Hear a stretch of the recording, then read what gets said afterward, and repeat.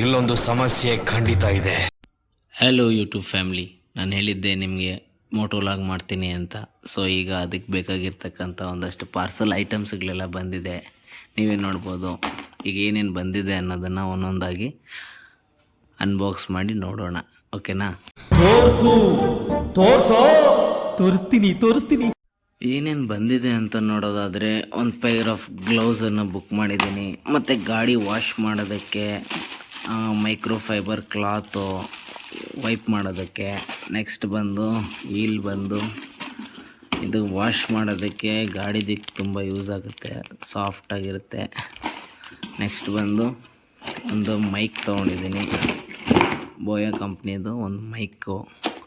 ಅದಾದಮೇಲೆ ನೆಕ್ಸ್ಟು ಇದು ಬಂದು ಆ್ಯಕ್ಷನ್ ಪ್ರೋ ಕಂಪ್ನಿದು.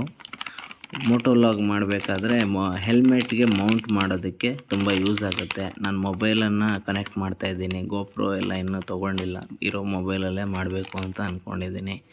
ಸೊ ಇದನ್ನು ನಾವು ಹೆಲ್ಮೆಟ್ಗೆ ಹಾಕಬೇಕು. ಮತ್ತು ಮೇನ್ ಇಂಪಾರ್ಟೆಂಟ್ ಬಂದು ಒಂದು ಹೆಲ್ಮೆಟ್ಟು. ಸೊ ಆ ಹೆಲ್ಮೆಟ್ ಬಂದು ಒಳ್ಳೆ ಬ್ರ್ಯಾಂಡೆಡ್ ಕಂಪ್ನಿದೇ ತೊಗೋಬೇಕಾಗತ್ತೆ. ಸೊ ಅದಕ್ಕೆ ನಾನು ಇವಾಗ ಸ್ಟೀಲ್ ಬರ್ಡ್ ಕಂಪ್ನಿಯಿಂದ ಹೆಲ್ಮೆಟನ್ನು ತೊಗೊಂಡಿದ್ದೀನಿ.